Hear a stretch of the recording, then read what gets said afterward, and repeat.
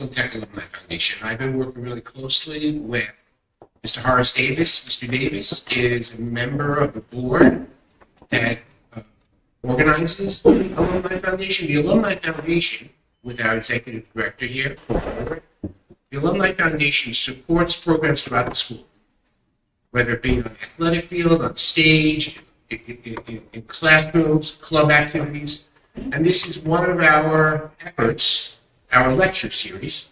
This is one of the things that we do for you.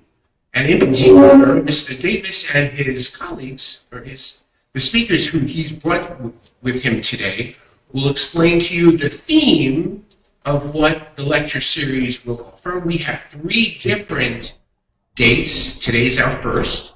We have a date later in March and then another one in April. So we look forward to you returning to that.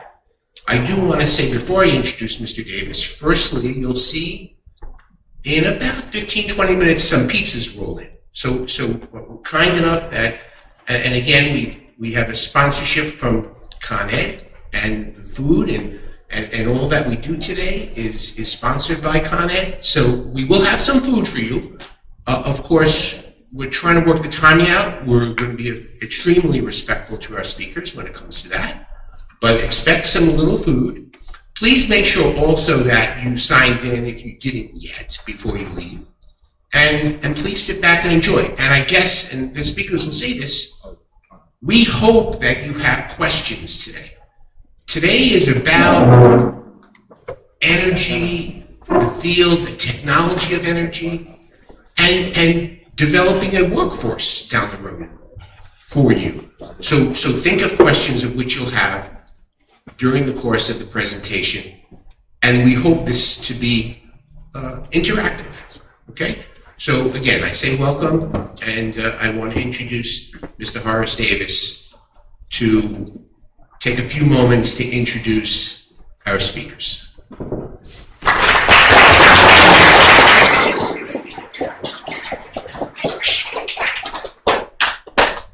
Good evening. Good evening, sir. Wait. Let's try that again. Good evening. Good evening, That's what I'm talking about. So, let me introduce myself. He already has. I'll fast forward and say a few things because I wear a few hats, okay?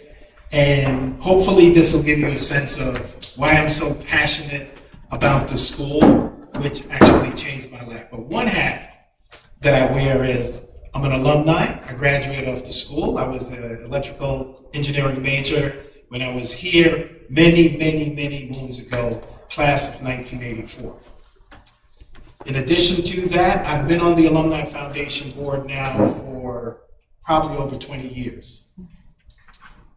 In addition to that, I have a son who graduated from Brooklyn Tech, the class of 2020. The only class in the 100 years of the school that didn't have an in-person graduation. So I missed out on that. But I made up for it because last year, my daughter, class of 2025, graduated from Tech and she's at Northwestern right now.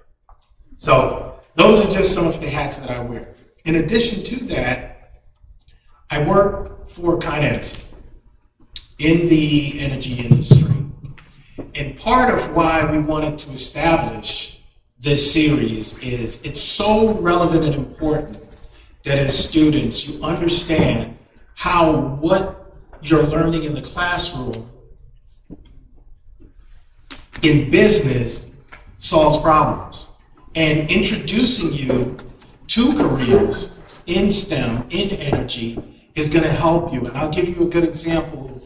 Because when I graduated from Tech, I went off to Lafayette College. I would play football, and I was a mechanical engineering major. I really had no idea as to what I was going to do, right? I majored in electrical engineering, but I knew that I couldn't feel an electron. I couldn't, it just didn't connect with me. And that was why when I went to college, I changed my major to mechanical engineering. So in my junior year, I received a scholarship from Pennsylvania Power and Light, which is the local utility in Pennsylvania out of Allentown. In addition to getting that scholarship, I had the opportunity to have a summer internship with the company working at their headquarters in Allentown. And it was that internship, that introduction to how what I was doing in school and how that plays a role in business that shaped my entire career, because I interviewed for a job with Philadelphia Electric. And I think because of my internship, my introduction to the industry, my background as an engineer, I was fortunate enough to get that job. After 2 years, I decided that I wanted to come back to New York, and I had an opportunity to come back and get a position with Con Edison. And so for over 35 years, I've been working for Con Edison, working in this industry, and to this day, I can say that probably from the time I was 14 years old and I got my working papers, I have not been unemployed, okay? And so what you learn here at Tech, the critical thinking, problem solving, those are the things that companies are looking for. Those are the things that are going to make you successful. And so this speaker series, with the support of Con Edison, is intended to make you aware of some of the careers that exist in the industry. And I can tell you, in the energy industry, you name it. Graphic design, you might think, well, electrical engineer. In our industry, there is a need for all sorts of things. And what you're going to hear tonight is from two alums, two graduates, that are going to just share a little bit about what they're doing in the industry. You're able to ask questions as you go through. They're comfortable with doing that. And at the end, we'll be open to answering other questions if you may have, even if it's off topic. Before I turn it over to them, though, I want to make something really clear about this speaker series, right? This is to provide something that is useful and beneficial to you. And so your input in terms of the topics, the speakers, those types of things are welcome, because we want to make sure that we build on this, build for the next one and for the next one, so that we're bringing things to you that is helpful and makes sense. I can tell you, when we met with several of the organizations that are participating in this, one thing I walked away with was the comment that it's great to have speakers come out and talk about what they do, but it's also very beneficial, and students would love to have the opportunity to come out to a work site, to the job, shadow, and get to know and learn about what's happening in the industry, and not just the energy sector, right? We're talking about finance. As a graduate of Tech, you guys have a base that is just enormous. So it's whatever it is that you want, we'll bring it to you. So with that, I will turn it over to Mr. Adelson Jules, class of 1995. Right?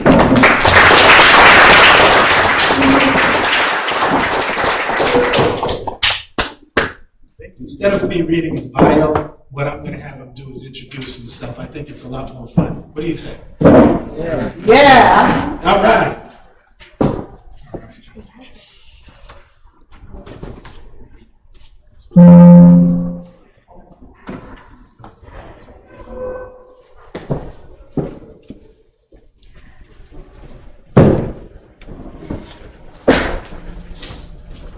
While we're pulling that up, good evening. Good evening. Good evening. Good evening, sir. A lot people like to scream good evening at people. I like to say it lower to get that energy up. All right, so we're pulling up the slide deck here. I have a question. Does anybody know, and I'm going to have multiple choice, when was the first house in New York City powered by electricity? Is it A, 1950, B, 1882, C, 1790, or D, 2001? Yes? B, 1882, that's one. I'm gonna agree with her. You agree with 1882? Yep. Okay. I don't think it's B because you originally said 1892 and you changed to 1882, so I think it's 1950. 1950? Okay, a little closer. I also think it's 1950. You also think it's 1950? Okay. The correct answer is 1882. So, now, the point of that question, in 1950 seems, now I know everything, as my kids like to call it, anything in the 1900s was the 1900s, right? From before 2000. It seems like a long time ago, right? But relatively, in the span of a city like New York, in the span of just humans as a whole, 1882 is not that long ago. And that's definitely ancient times, even by my standards. But really, realistically, to see New York that was candlelit, people used to do work during the sunlit hours, in the nights it was only candlelight, and now electricity has propagated everything that we do. And it literally is the lifeblood of all the modern day work that we do. In less than 150 years, it's pretty astounding.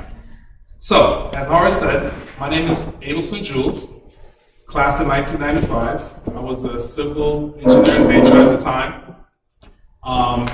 And I'm here to talk about the energy sector, and I'm here to talk about climate resiliency and some of the things that you, all of you, can look out for and be involved with, especially all you guys in the back over there, can be involved with, which changing how we look at energy as a whole. I'm going to do something a little different. I'll introduce who I am throughout the presentation just to keep you engaged, and if everybody can tell me at the end of everything I said, I'll prize for you. Is that good? All right, cool. So yeah, because the class in 1995. So we'll go to the next slide. So what is climate risk? Can everybody tell me what climate risk is? What does that mean? Climate risk is things that have the potential to harm our environment in significant ways. Very good. Very good. I think one thing we have to think about when we talk about climate risk, it's not unidirectional. It's not one direction, right? We talk about global warming. I'm sure we've heard that term. It's not a one-directional thing. It's more about like a pendulum of risk and a pendulum of events that could occur as we disrupt our environment. So, for those that can see the chart here, don't worry about reading the details. I know you guys are a bunch of, very smart students, but really what we're looking at is the trend, right? So that scale of that chart is in the hundreds of thousands of years, right? Scientists have taken ice core samples that dates back hundreds of thousands of years, and within that time frame, you can see that there is a range of carbon dioxide that was found in the ice core samples. Somewhere between 150 to, call it 250 parts per million. That's not the interesting fact, right? So we've had that range of carbon dioxide, right? And does anybody know what greenhouse gases are? That's correct. So she said gases that can insulate heat in the Earth's atmosphere. That is correct. So what that insulation does is like when you wear a nice down coat, like when it's been cold this past few weeks, or if you have your thermos, or whatever the case may be, it will keep that heat in or keep that heat out. Our greenhouse gas effect has kept the temperature pretty regulated. So in this scale, you guys can't really see it, towards the end of the screen, right around here, this has been roughly the last 50 to 100 years. That blip or that range has gone from 250 parts per million up to 400 to 450 parts per million in a fraction of the time when it comes to the timing of Earth, right? So we're increasing our greenhouse gases radically over a short period. What do we think that can do to our climate and our environment? Go ahead. Cause drastic changes such as firestorms or as we're experiencing extreme cold. Yeah. Those are symptoms of a change in climate, right? So as you insulate the Earth more, it changes the ecosystem throughout various places of the Earth. So here in New York City, right? Again, don't get caught up in the numbers per se, but let's look at the trends, right? And this is all by climate scientists, right? But here in New York City, if we look at four indicators. Historically, the maximum temperature where we've seen above 95-degree days in an annual year, it's roughly been 4 times a year. Like we've all seen those very hot summers, where it's just, just an extremely hot day. If we look at the trend, right, if we keep going in the cycle that we're on, by 2030, the projections are going to change from 4 to 17 days of 95-degree plus days. And we extend further out to 2050, that's going to double to roughly 32 days. Now, this was just updated roughly a year or 2 ago. Before that, the numbers were a lot less. So we're actually accelerating that pace. Heat waves, right? A heat wave is when we have 3 or more days of 90-degree plus days. Now, we all are New York City residents, so I know the last 2 years, right around September, we all felt that heat wave that happened at the end of the summer. If you guys recall, like right around September, probably when school started, we had those super hot days. 2 years ago, I was a little annoyed because that's when my AC blew out in my house, right at the end of the summer, and I had to deal with that. But with that trend, if we project out to 2030, we're looking at 6 heat wave trends in a calendar year from 2, right? From a historical standpoint. If we keep going out, we're looking at 9 heat wave days. Could you imagine that? An extended period, 3 more days, a week of 90 plus days. It's like the opposite of what we've had now, right? We've had an extended period of the low freezing temperature, sometime in the single digits. So we are seeing the effects of climate change. It's that visceral effect of going from one extreme to another, and that's what is the big concern, right? And again, there's more trends that show that precipitation, where we have massive deluge days of rain of more than 2 inches per hour, where the trend is going up, and sea level rise is definitely an effect of these things. So why am I telling you this, right? These are all problems we're going to have to solve as a society, and the energy sector and climate change is going to play a big role in that. Now, to what Horace mentioned a little earlier, there's going to be a lot of opportunities, roles, brain space, no matter what you're interested in, to be part of this conversation. So a little bit more discussion. I'm not going to ask all these questions, but what can we control collectively as a society? Anybody have any thoughts on that? Our own actions. Our own actions, yes. Very good. Yeah, I was gonna say along the same things, and the food we make, the way we live, if we use like energy saving things, or we're more energy wasted. Okay. I'm gonna come to you. Adding on to him, how much energy we use in a day or Okay. a week. Okay, very good. If we're talking about what we can do collectively as a society, we can also make changes to energy policy and make changes specifically to our sources of energy. Okay. Very good. So, in this last piece? Adding on to Daniel, we can also choose what we decide to invest in, like compared to sustainable versus fast fashion. Got it. Okay, so we said our actions, the way the food we eat or the things we use and consume, the policies we look at, and how we invest, right? All intuitive, very bright answers that really really creates the baseline of what we're going to do. So I'm done with my presentation. I think I'm just going to, you guys are really called it down to the lunchtime.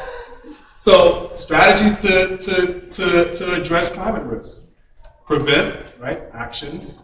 Mitigate, right, how the food we eat, the things we consume. Respond, right, the policies, some of the investments we choose to do, right? Right, so when it comes to the energy sector, prevent is one of the goals that we have to prevent climate action from disrupting this energy grid, right? We want to make sure that you, as users, always have the ability to use the energy for what you need to use it for, right? Turning on your lights, watching your TV, using your internet, running your business. So anything we can do to prevent damages or disruption is part of the action. And we'll go into more of those a little bit later. Mitigate, right? Mitigate is to bring back this course that we're on in terms of global warming and so forth, right? What can we do to curtail that trend that we're on? We've had hundreds of thousands of years of a particular ban, and now we've extended that ban, but we as a society can work on bringing that back to some kind of controllable norm. And I'll be honest with you, everybody in this room will have a vital part to play in that, in whatever path you decide to do in the future. And lastly, how to respond to things that occur, we'll have to put our minds together with that. All right, this chart is a little bit of a spaghetti soup. It looks like sometimes when I look at it, it looks like a circuit board diagram, something like that, but that's not really what it is. And what it's showing is New York State has put forth what's called the CLCPA, Climate Leadership and Community Protection Act, which essentially maps out a strategy of how we're going to get back to net zero carbon emissions. Okay? But folks, so is the other side of the room. What do you think net zero means? When I say something like net zero, what does that mean to you? Go ahead. Imagine just introducing our carbon emissions to zero. Okay, can you say that one more time? Imagine if we introducing our carbon emissions to zero. Definitely, reducing our carbon emissions so that the carbon. Now we're not going to go to carbon zero. Right? That's relatively difficult to do, and probably impossible. But if we can get to net zero, it means the amount of carbon we produce and the amount of carbon we reduce will zero itself out or come close to zero. That will keep us in a band that's controllable, right? So along that path, we have targets every 5 years of things we can do in the heating sector, the electrification sector, the transportation sector, and how we industrialize and produce electricity to drive down those emissions. Okay.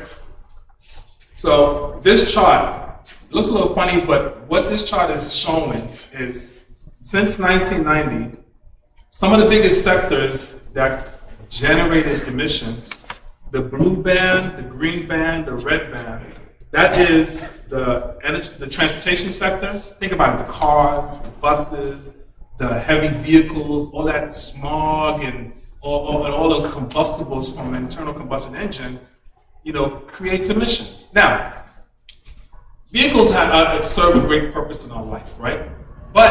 So we're not going to go away from using them, but making them more efficient, making them more sustainable is something that we have to do collectively, right? Now, there's still going to be purposes for the internal combustion engine. That's just the fact, right? Especially in the near term and in the extended term. But as we introduce more EVs, or as we introduce more transportation that can use low carbon fuels, that'll bring down the emissions, right? Bring down that smog.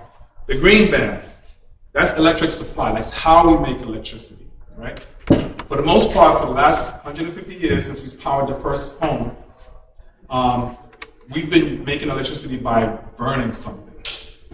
Burning gas, burning coal, burning wood, burning different things to then generate electricity through mechanical means. If we can use renewable sources Let me get some examples of renewable sources. What are some of our favorites? Maybe like a wind turbine. Wind turbine. Very good. Water wheels. Water wheels, hydro. Hydroelectric Yeah. dams. Nuclear. Nuclear. Nuclear is very stable and renewable. Not considered renewable or sustainable, but a very good energy source in that space. Oh, solar. Solar, absolutely, right? So we have something that we can inject into the system to help us, reduce how we generate electricity. And then the last piece is buildings. Insulating our buildings, using less energy in our buildings is another place. All right, so let me take a pause for a second. So, 1995, I'm sitting here. I think I was somewhere in this library trying to figure out if I have all my credits to graduate. And trying to, literally that year, I was still trying to understand where I'm going to go to college, right? I was a bright student, got into tech. I'm a first-generation American. My family's from Haiti. Really didn't understand the school system when I came here. I tested into tech and I got it. I had an experience of a lifetime. I have friends to this day. Like my group chat was blowing up. I'm like, hey, I'm going to speak to tech tomorrow. Like, oh, really? Take a selfie in the lobby. Take a selfie in the main area and send it to us, right? But I was like, what am I going to do with my life? I don't have any money. My family's not really in the place where we need to be, and I ended up going to City College of New York, and CUNY school right there in Harlem, and I switched from civil engineering to mechanical engineering because I really wanted to open up I thought mechanical would give me the most diverse opportunities as an engineer, because I wasn't really specifically sure where I wanted to be. So I went to the City College of New York, transferred to City College of New York to go to University of Buffalo, where I finished with a mechanical engineering degree. And the reason I went to University of Buffalo is because I wanted to go away from my parents, and I was like, that school I can afford, and it's not that far away. So I got out of Dodge, went up to Buffalo, and I realized this whole thing about lake effect snow and polar vortexes. So now that we're here in this cold, it reminds me of the mistake I made going to University of Buffalo. But it was a great experience, right? And when I was leaving Buffalo, at that time, when I finally decided, I knew I wanted to be in the engineering and technology space, I said, I'm gonna go work, and I'm gonna work on cars. I wanted to move to Detroit, work on vehicles. Energy had nothing in my horizon. I had no thought about that. And where did I start working when I graduated school? 9X, a telephone company. I got a job at a telephone company working on telecommunication and cell phones, early cell phone production, right?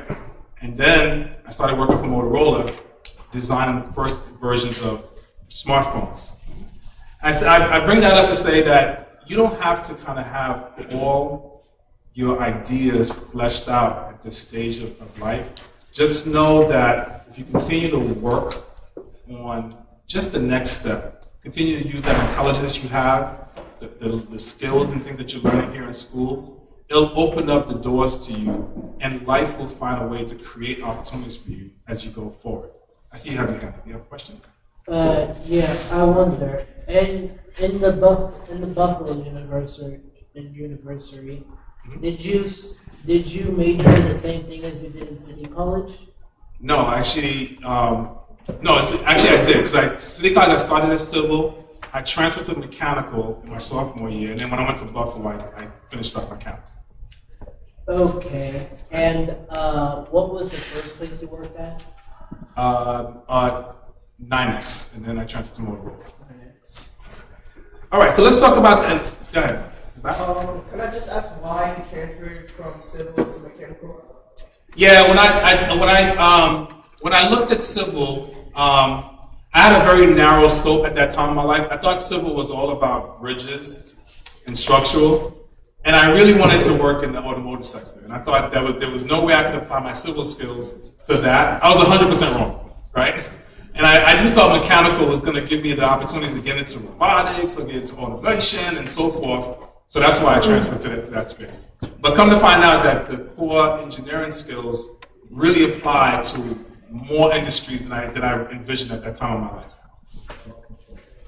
All right, so the energy grid, so the traditional energy grid, you know, since we built it out, has been really linear, right?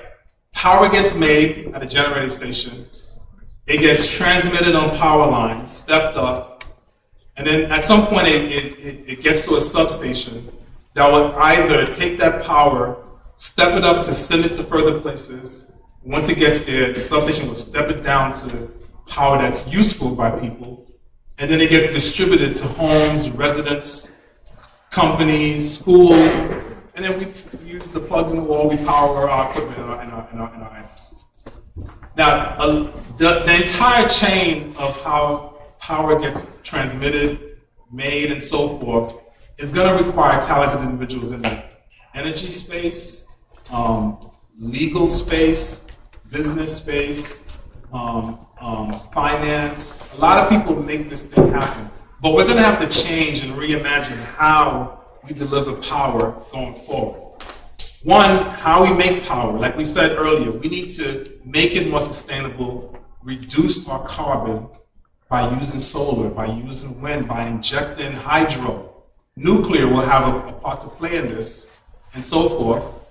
And we have to come up with a mixture that not only uses it the way we traditionally make it, but also figure out ways that's going to be more friendly to our environment. Now, it's not going to be one directional also. And the customers, you, are expecting more. You don't want to just know that your power comes to you. You want to be able to say, hey, maybe my power can be used in a bi-directional fashion, right? Maybe I can generate some power. I have a solar panel on my house, and I'm not using it when I'm not home. Maybe I can send it back to the grid to help my neighborhood, right? Or maybe I have battery systems. I have land, I have property, I can use the batteries to store some of that power, so that way we can use it when we need more capacity, when we need more usage in the neighborhood. So there's going to be a lot of solutions and mixtures to inject what's called DERs, distributed energy resources, throughout the grid, right? All these things are going to take really talented minds to kind of solve for, right? And you're going to need people, you're going to need mechanical engineers to design those systems. You're going to need civil engineers to design the structure and foundations and so forth to put them. You're going to need industrial engineers to help people work around them. You're going to need graphics and design engineers to make it look good, right? I mean, there's going to be a lot of different aspects of using the power in the future grid. So there's different strategies of the electric system, right? Does anybody know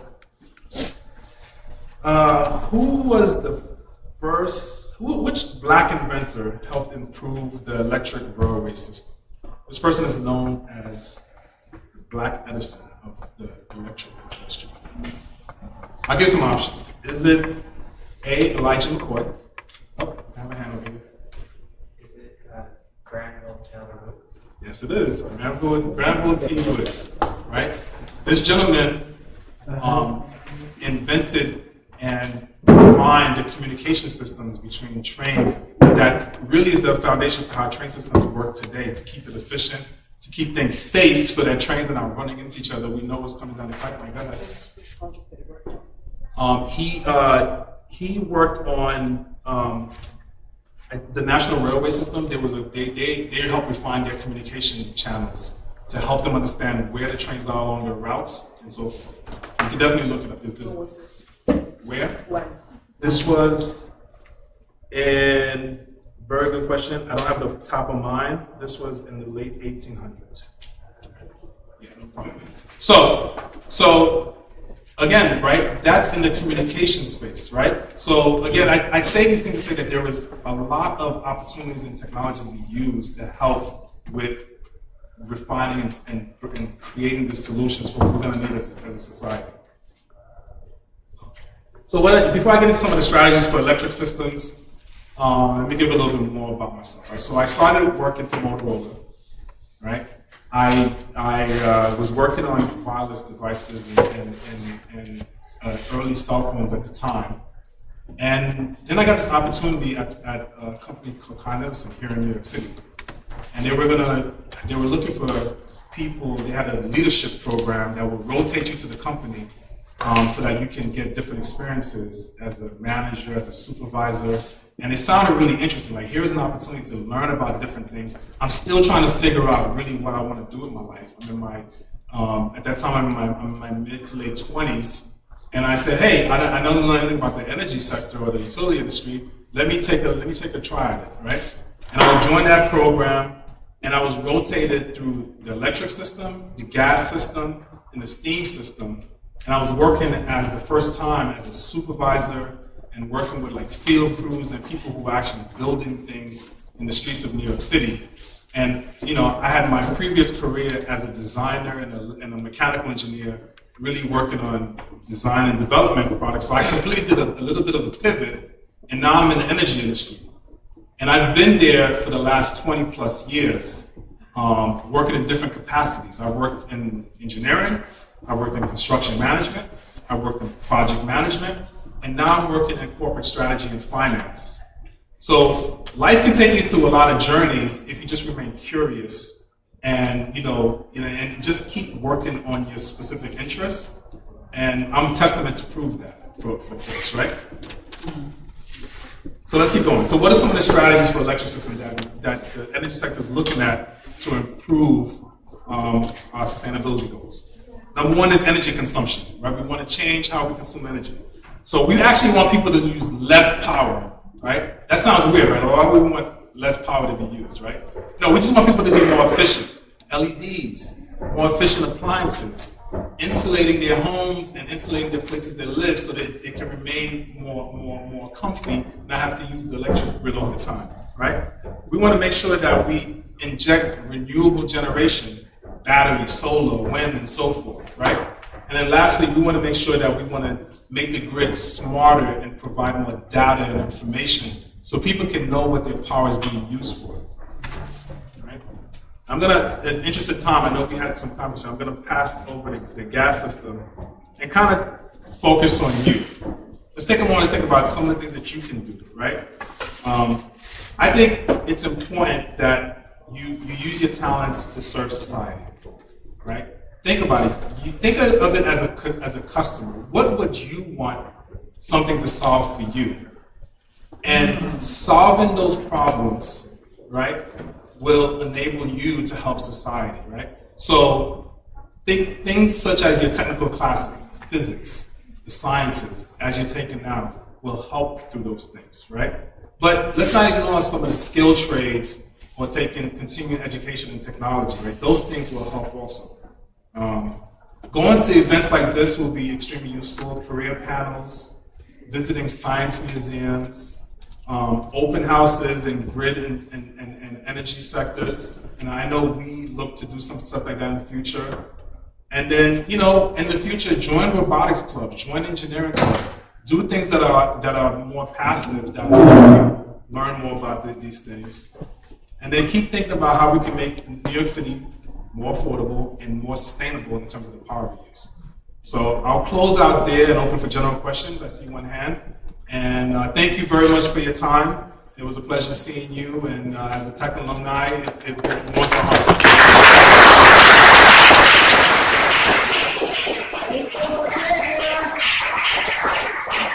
Any general questions before we close out? Something, the fact that you mentioned joining robotics and engineering clubs is pretty ironic because I plan on starting one, Okay. like a new one, I know we have the materials for Vex Robotics. I was thinking about how I would be able to spread the word. Okay. Actually. So definitely work with your teachers and guidance counselors, and I'm sure there's folks you can work with to help. And that's a good idea. So you can definitely work on that. I'm sure the school will be more than happy to help you with that. Any other general questions? Go here and then I'll go here. Will we be email the slides? I think we can. I'm not sure if we can email this. Can we get the slides be emailed to the students? If you like that, I'd be happy to do that. Yeah, these slides are public information. So Yeah, that's a good question. If if anybody signed in that didn't register, that means I don't have your email. So if you want copies of the slides, then make sure I get your email before you leave today. Those who registered online, I have it. Okay. What's that? In your opinion, like, what do you think is the most like efficient way to like help cut emissions, like based on your experience and stuff? Yeah, I think it's not a one-size-fits-all solution. If you recall that chart earlier, right? I think we're going after the sectors that have a larger percentage share of emissions, emitting emissions. So going after the transportation, going after the building sector, going after how we generate power will help that, right? But I think what we have to do is continue to work at the problem as a society, right? And it's going to take multiple routes to get there. It's not going to be a one-size-fits-all solution. So the last time I looked at Con Edison, you were like shifting towards like moving towards offshore like wind turbines. So do you think that you guys would still consider like the other underneath? Yeah, so I'm not speaking on behalf of Con Ed, but Con Ed is not looking at offshore wind particularly. Offshore wind is one of the solutions the state is looking at, right? And what Con Ed wants to do is make that ability to inject offshore wind power into the grid more readily available, right? So they're creating points of access so that any offshore wind developer that wants to bring it to our area, it's particularly help New York State and New York City, we want to create opportunities for them to inject it into the grid as soon as possible. Now, right now, on the federal level, I know we've curtailed some of the offshore wind development, but I think over time, that's going to definitely be one of the solutions we introduce as an entire energy sector. And I'll get to you also. Go ahead. I believe that China. No, hold on. Just him and then I'll come back to it. Okay, please. I was gonna ask, like, if Con Ed is like committing to net zero emissions by 2050, like, why are they investing in like more gas infrastructure? So the net zero commitment is an economy-wide commitment, I think, right? So it's not just Con Ed, it's the entire state's goal is to get there, right? Gas is gonna still play a role with that. How we use gas and how we invest in gas is still gonna be a thing we approach. How we invest it will have to be done smartly, because you can't just turn off the gas system and put everybody into low emission systems, right? Also, gas can be upgraded with what we call low carbon fuels, right? So that we can then reduce the emission that's used by the gas system. So it takes a little bit of both. Like I said, it's a multi-approach solution to get there. Okay, I mean, I don't know, like, you could still like use gas without like investing more, you know, like, or I assume. I don't know what it's called. Well, yes and no. I think you know it's a little complex because even though you're using gas, the system takes a lot to maintain it, right? We want to make sure that gas, that the delivery of gas is safe and also has the capacity to meet the existing customers, right? And then how it grows, there's some areas that are going to be hard to electrify, so we want to make sure that those investments will work for that sector of the economy. And other areas that are more easier to put in low carbon areas, we'll move to those sectors, right? So some of those investments is to make sure that gas is always delivered safely without problems, because you can't just leave the gas system without investing in it. And that's the I believe that China is investing in a large solar panel that they would send into space, so that in the future they would be able to move away from their historically very like greenhouse-centered energy production. Do you think the U.S. would ever invest in a project based on clean energy that large of a project? You know, I don't know, but I think that, again, most solutions are on the table, whether it's to that scale, which I'm not familiar with that investment in China. But I think that there's going to be very massive solutions, because if you look at the projections, right, the electric grid is going to grow by multiple folds. The capital that's going to be invested over the next 20, 30 years is going to be in very large dollars, right? Billions and billions of dollars. So solutions that can create rapid greenhouse gas solutions are gonna have to be big and expansive. And where those investments will be are still uncertain, but there's definitely gonna be some large plays there in the US. Let me get to him first before you continue. Yeah, yeah. Go ahead. Being a tech alum and like what was like your biggest hardship and what's a mistake you made that you wouldn't want us to make? Being a tech alum, when I was in tech? Well, being a tech alum and then I would also say like working in the field and being successful. So I'll tell you a personal story. So coming out of tech, coming out of high school, I don't think I leaned into the resources I had at the school. I just didn't have the knowledge base at that time. So working with my counselors, I think at that time, there probably would have been a lot more opportunities from which college I went to. Because I really had a very narrow scope. At that time, I just thought I knew it all, and I'm gonna go to City College. It's what I'm familiar with. My cousin was going there. So I didn't really open my mind to all the possibilities. So I would advise at this stage, speaking to your teachers, your counselors, the resources that are here in this very school will present different options and dynamics that you may not have that vision for at this time. So at this stage in my life, I think just learning more about my options and what's available to me is probably one of the wisest things you could do, because it can open up so many doors that's not too far away for you in the future. So that would be one advice I would give. So we have this is a two-part, right? I mean, Mr. Jules, incredible, like, and when you talk about EVs, I need to have a conversation on a side conversation, if you don't mind. But nonetheless, Vice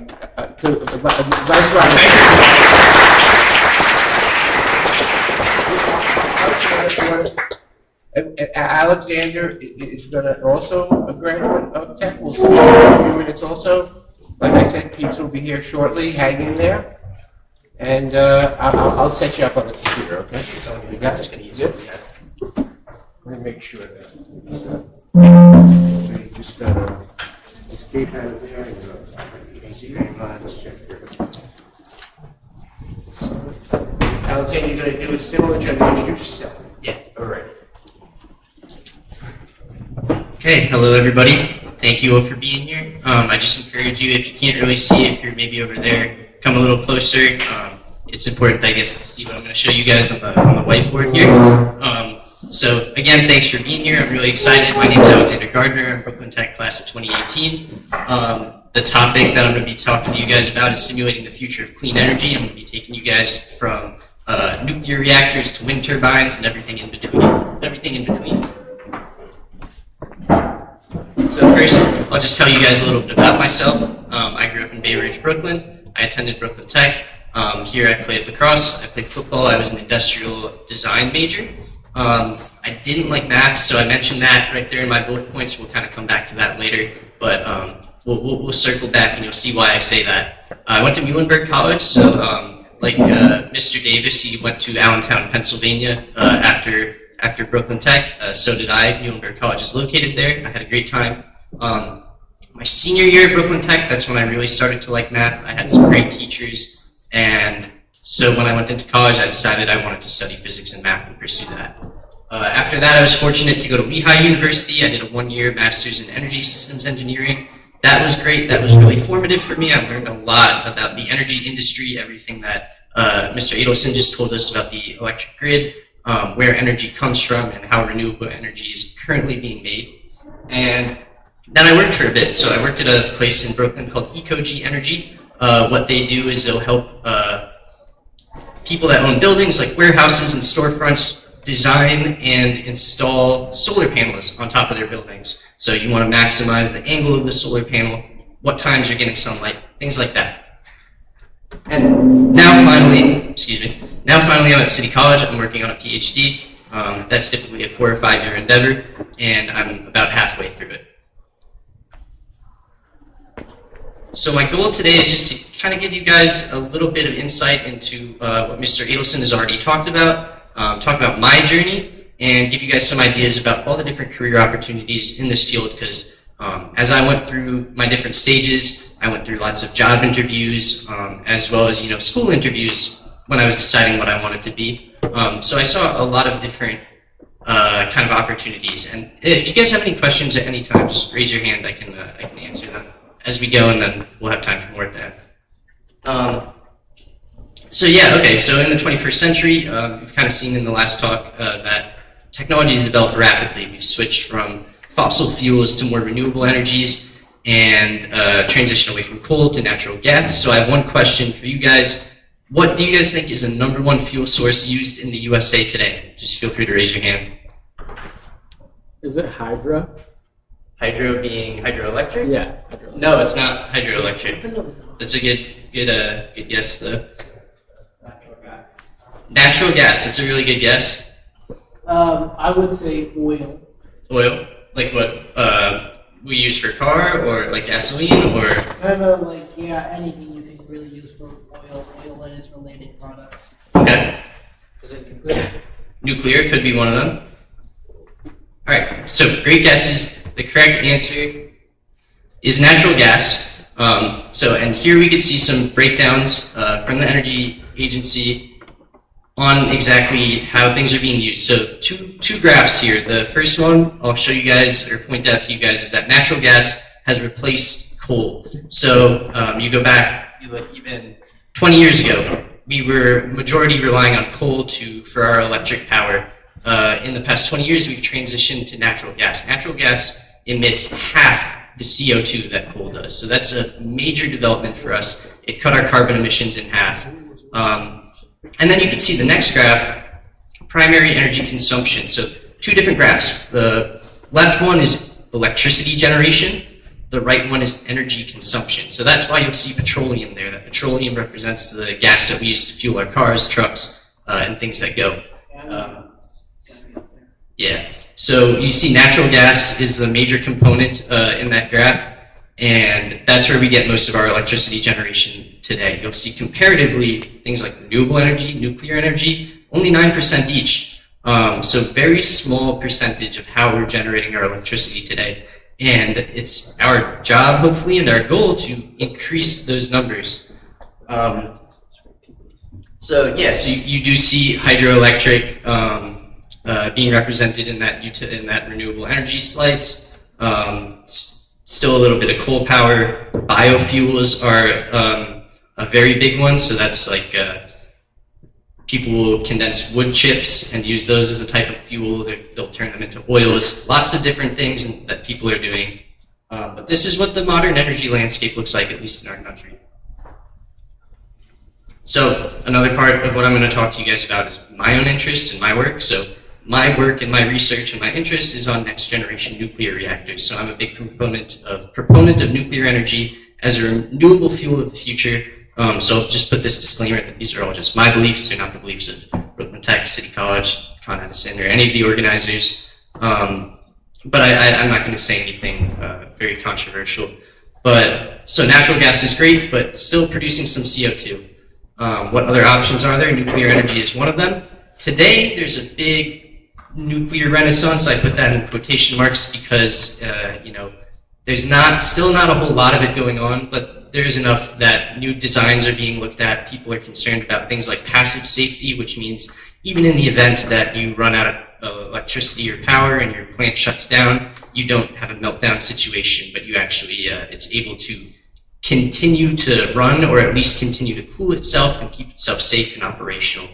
As we move towards the future, there's a lot of new and exciting different designs that are being looked at. So things that are like taking your nuclear reactor and making it small, modular, easily able to construct and build and ship to different places. And then there's also different fuels being researched, different ways to cool down your reactor. Typically, our current models of reactors are something called a boiling water reactor or a pressurized water reactor. Those use water to move the heat and the energy out of the reactor, and then to create steam, spin a turbine, and create electricity. New generation reactors, and as you can see as you kind of move to the right on this chart,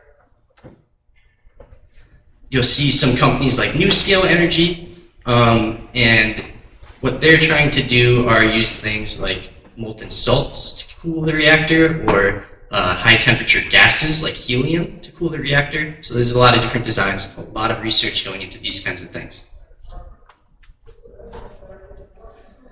When you talk about nuclear, though, people get on their toes, a little on edge. There's been accidents in the past. Nuclear is inherently not a very safe thing. There's radioactive dangers to worry about. There's meltdown dangers to worry about. There's the danger of what are we going to do with our spent nuclear waste. This is maybe just a tidbit on nuclear waste. The amount of nuclear waste that the United States has generated over its entire lifespan could be safely fit in this room. So in terms of volume, it's not huge. In terms of safety concerns, you have to do the work to make sure that it's safely contained and put somewhere. But I have some questions for you guys. So the first one, I don't know if you guys have ever heard of it, something called NIMBY, N-I-M-B-Y. Has anybody ever heard of that? Yeah, so she said not in my backyard. So that's what it stands for. It's the general idea that hey, this thing might be great, nuclear energy could be great, it could give us a great source of renewable energy, but I don't want it near me. If something bad happens, I don't want to face the consequences of that, which is valid, but that's part of the concern that people have surrounding nuclear. And then the next question is, does anybody know where the picture on the right is from? And you have a little hint in the blurb beneath it. It says TMI-1 prior to its 2019 shutdown.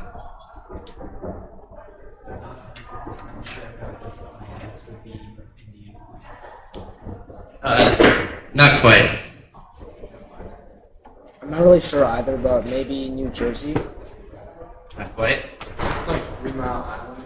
This is 3 Mile Island, yeah. So 3 Mile Island was a nuclear plant operating in the United States that experienced a partial meltdown in one of its cores in the 1980s. So what happened there, and I guess these first two bullet point sections, we could skip over those, but 3 Mile Island, 1979, partial meltdown, no deaths, minimal radiation damage, and the incident itself led to a lot of people, a lot of engineers working on these problems that caused this, and this is what I talked about before with passive safety. So this is where a lot of the new features and designs came into play. Every time there's an incident like this, so there's 3 Mile Island, there was also Fukushima in 2011 in Japan. These are events that engineers learn from a lot, and they take a lot of steps to make sure these things don't happen again. Would Chernobyl also be one of those events? Yeah, Chernobyl was absolutely another nuclear meltdown event that has contributed to people having a natural fear of nuclear, but it's also an event that engineers learn from, and they take and they understand, hey, why did this happen? What can we design to make sure something like this never happens again? But, I mean, even to the point of the 3 Mile Island incident, one of the cores had a meltdown. The other one was fine, and they kept it operating for 30 years, and it was only shut down in 2019. So, again, my opinion, reality, today's reality could be that nuclear is one of the safest energy sources per unit of electricity. The amount of electricity generated at a nuclear plant is massive. Some of the things that stand in the way of them right now is actually related to the cost of building a plant. It's a massive upfront cost, especially for these larger plants, and it can be tough to make a good return on your investment for them. That's part of the reason why some of the next generation reactors are supposed to be smaller, more portable, more easily to build. So these are some of the designs. You can find these, I put the links to the websites right below. They're from 2 different companies. One is called TerraPower. This is a company founded by Bill Gates to look at nuclear energy. The other one is Kairos Power. They're located, I believe, in Albuquerque, New Mexico, and they're another company that's working on this kind of forefront of the next generation of nuclear reactor designs. So on your left is the TerraPower design, and that one is cooled by a liquid metal, liquid sodium, I believe, and then they store that energy in a molten salt battery cell almost outside. Excuse me. And the other one on your right is Kairos Power, and they actually use the molten salt as a coolant, so the molten salt will run up through the reactor core past the fissioning material, which a nuclear reactor material fissions. It's a fission reaction, a nuclear reaction that gives the energy, that gives the heat. So, you'll run your fluid, whether it's a liquid metal, molten salt, gas, water, through the core. It'll take that energy out, and then you can convert that into electricity later on. So these are the kinds of different designs that people are working on, and they're really exciting. A lot of them are publicly available like this, and these are two cool companies. So some text here, and I feel a little bad about this one because I want to talk to you guys about the environment. It's really important, and I've kind of condensed it all into this slide. You guys have probably all used ChatGPT. I've used ChatGPT, LLMs, whatever you guys use. And those are running in data centers across the country. Those data centers use massive amounts of electricity. They're essentially giant warehouses where you have computers stacked on each other, and they're running these problems in parallel, and they need massive reliable power. What kind of massive reliable power sources do we have? Well, we have nuclear. You can do something called co-locating the sites, which means you build a nuclear reactor, a nuclear plant right next to one of these data centers. That can eliminate the need for, that can eliminate the need for these data centers to rely on fossil fuels or other highly carbon-emitting fuels. They can have their electricity source right there. And that's another reason why some people and some companies, Kairos Power, NewScale, are looking at these small modular reactors as a type of new generation nuclear reactor. So yeah, so that's why you might want to put these two systems together. There are some environmental benefits, but we're all Brooklyn Tech engineers. To be a good engineer, you have to really look at every aspect of a problem, and you have to make sure that the environment is not going to be affected by things like this. So in one of the bullet points, I say that most water used for cooling in these reactors is returned to the environment. That means that your water runs through the reactor, heats it up, and then it's returned to the river. But if you don't make sure that the water is cooled down enough by the time you're returning it to your river or your water source, you could damage ecosystems, and there can be all sorts of other effects like that.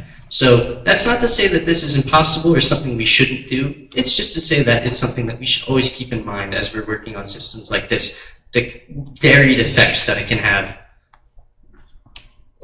Yeah, I'm also wondering about how would the radioactive interact with the water? Would the water not absorb the radiation? That's a good question. So what happens in the nuclear reactors is that all of the radioactive material is taken once it's spent. So the spent nuclear fuel is taken and they're put into canisters, and these canisters are taken and they're put into secure locations. What you're asking about, which is, does the water or whatever your cooling fluid is, does that have any radioactivity left when it returns to the environment? The answer is no.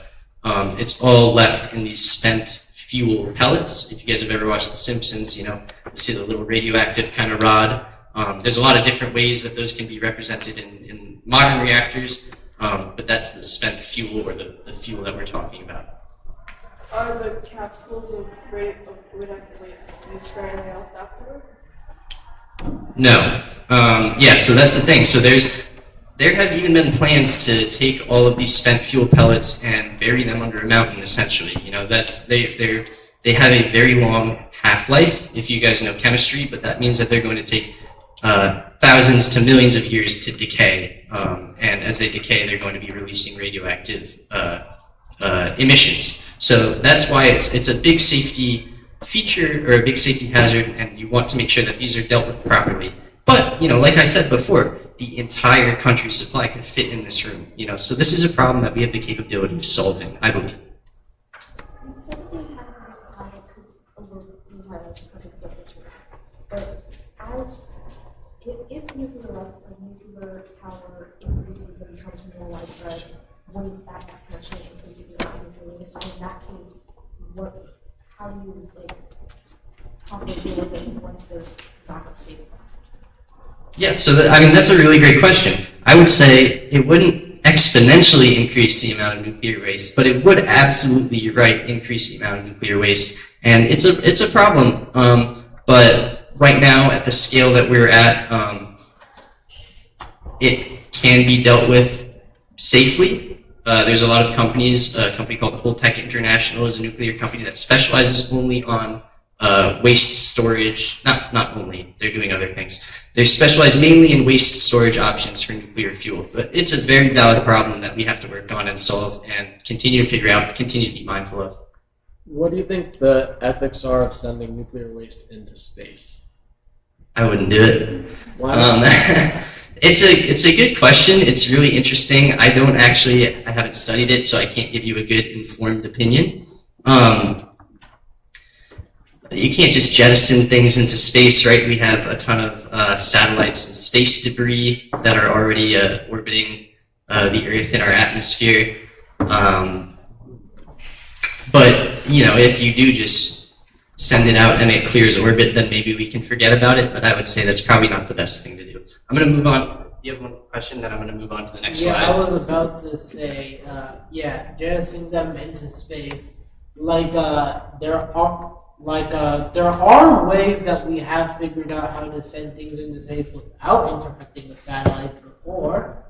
So why can't we do that with the nuclear waste? Yeah, we could definitely calculate a trajectory in which it wouldn't strike anything. I was more talking about if it does get caught in our orbit, then it just adds to the list of space debris. But I don't think that will ever, in my opinion, be looked at as a solution because it seems a little like littering. But who knows?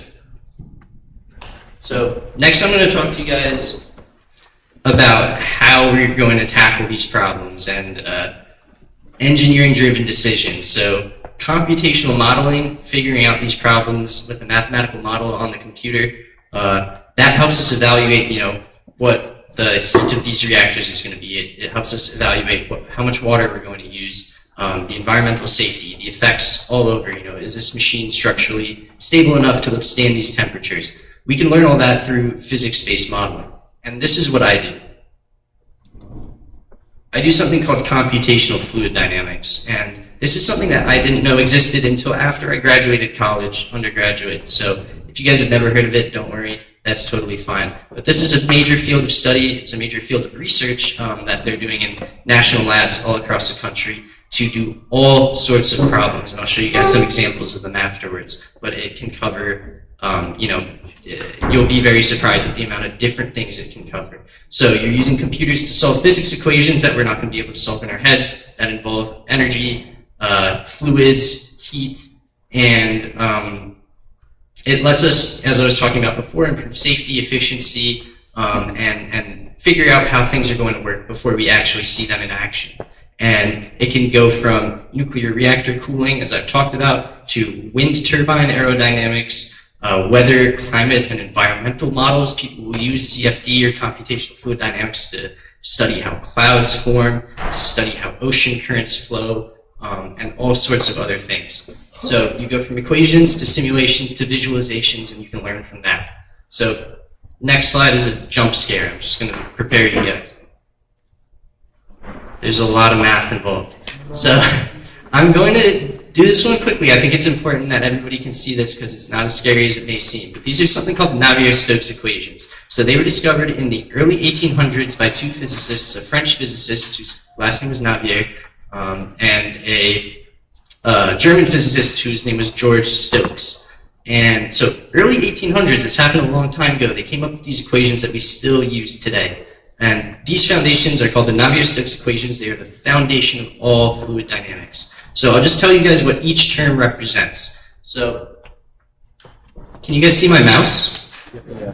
Okay, excellent. So this first term, just look at the first equation. The first term on the left-hand side of the equal sign, this represents how your fluid is moving according to its position and speed.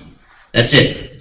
The next term here, this rho g, that just represents the force of gravity on your fluid. That's what the g is. Now we have this dp dx term. That just represents the force of pressure on your fluid.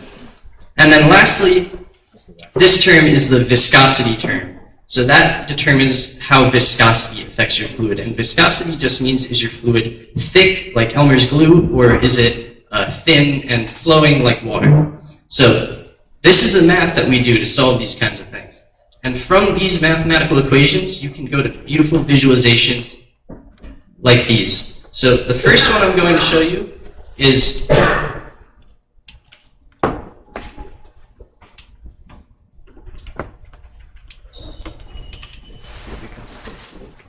give me a second here.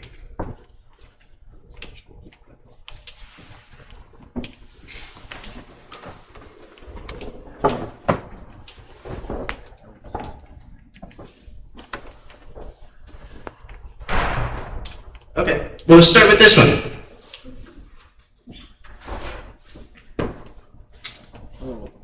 So, buffering aside, what this is a full-core nuclear reactor pebble bed simulation. So instead of those fuel rods that I mentioned before that you might see in The Simpsons, each of these little gray spheres is a nuclear fuel pellet in something called a pebble bed reactor. So these are pebble pellets. And the nice colorful flow you see rising above it is a measure of the temperature. So you can see likely these red areas are areas where there's high temperature, and these yellow areas, excuse me if my colors are off, I'm colorblind, but those were areas of low temperature.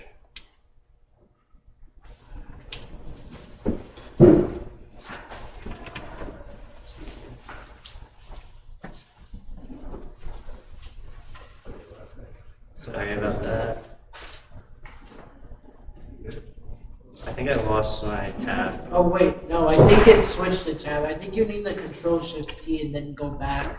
My tab got deleted because it switched to YouTube. Wait, actually, I think I have a suggestion. You should press Control-Shift-T and then press the back button. Yeah. I'm going to trust you. Control-Shift-T. And then press that back arrow button. That's really good. Thank you.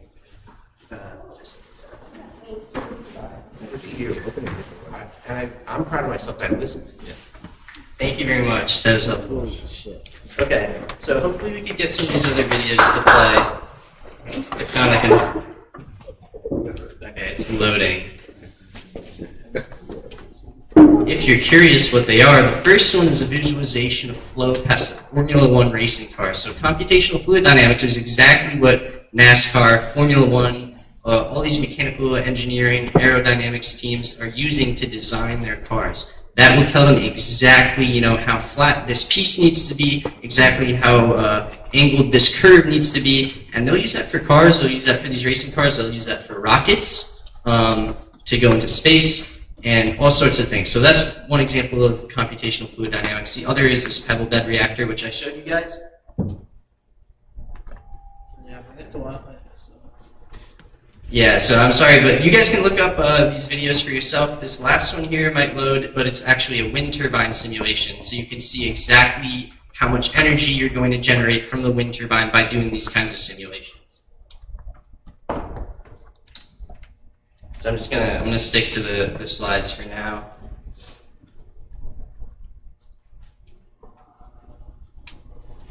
But if you're curious, I encourage you guys to go on YouTube, just look up some nice CFD simulations. A lot of people will joke and say that CFD actually stands for colorful fluid dynamics because it's about making some pretty pictures. But it can be really cool what you can do with this sort of stuff. So the examples I've given: the F1 racing car, a pebble bed reactor, and a wind turbine. So you can see just how varied and how many different things you can do with this. And we've barely scratched the surface. There's climate modeling, environmental modeling, all kinds of different aerodynamics problems, and so on. Yeah, I wonder if we could possibly use something like this for some 2D animation to do the fluid dynamics for the animators. For 2D animation? Yeah. Instead of them having to calculate it on their own. But how would you make the 2D okay, so the question is, what if we can just kind of use computer animations to make these same kinds of videos? You can, but they're not going to be scientifically accurate. We've gotten those videos not just from doing a computer animation, but by solving equations mathematically. That's what the computers are doing. And that's what makes them not just colorful fluid dynamics, but actually computational fluid mechanics, or computational fluid dynamics. But anyway, where does this all happen? Wherever there are GPUs available or even CPUs. CPUs, GPUs are just a way of talking about the different hardware devices on your computer. GPUs are what's made by NVIDIA. Some of you guys may have heard of NVIDIA recently. They've become very famous. They've built the best GPUs that people use. I've been fortunate to work at Oregon National Lab, and that's where I got to run a lot of simulation code on their supercomputers there. So they call those exascale computers, and that's where they put a ton of GPU units together in one container, and you can run your simulations on those, and it'll basically split up your problem to run on many of these hardware units at the same time. So that increases, how quickly you're able to solve problems, increases the scale of problems you're able to do. For example, that massive pebble bend simulation that I showed you guys was only possible because it was run on a massive supercomputer like this. Otherwise, there would be too many equations to solve and you wouldn't be able to figure it out. My work is similar. I'm using a specific method that solves the Navier-Stokes equations. I focus on multi-phase work, so bubbles, droplets, and those are things that you'll see maybe in a nuclear reactor. If you're running a molten salt as your coolant through the reactor, sometimes there will be helium bubbles that form, or you may put those through the coolant yourself for different kinds of reasons. So those are things that I can simulate, and my group simulates, and that's what a lot of my work is based on. Some of the things that I hope to do. And for you guys, how do you get into this? Here are the classes that matter: math, physics, programming, data science. But like I said before, I was very bad at mathematics, especially when I first came to Brooklyn Tech. I passed geometry with a 65, so just barely. Passed physics with a 75, also just barely. You don't have to have it all figured out. And my path was very interesting, but I'm glad of where it took me. And I hope you guys just kind of keep these things in mind as you move forward, because there's so many opportunities out there for you, even if you're not wanting to get into programming. There's ways to be involved in the technical side of things, the financial side of things. And I think that, all of you guys can really push towards massive advances in, how our energy is distributed and how our energy is generated. So there's so many opportunities left for you guys. I just want you guys to be open to everything that comes your way. Thank you for taking the time to listen to me, and that's all. So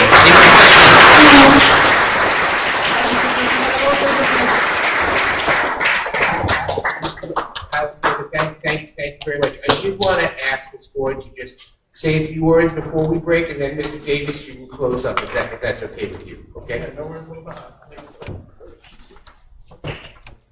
Thank you very much. And I know I cut off the question and answers, but I don't want, it's going to get dark, et cetera, et cetera. So, by the way, if anybody has any questions for either Mr. Jules or Mr. Gardner, if you want to message me, I'll give you my email address and I'll get them your questions. But Hello, everyone. I just want to say thank you all for coming out. This was an opportunity for several of the Infinity Clubs to collaborate. We want to thank again Mr. Davis for that. We will be doing this more often, and the clubs that were collaborating were the National Association of Black Engineers, My Sister's Keeper, Caribbean Culture Club, Unidos, and My Brother's Keeper. So we will be posting flyers on the daily announcements. If you follow any of our clubs, you'll see that on social media. I do hope that you all enjoyed it, and thank you again for coming.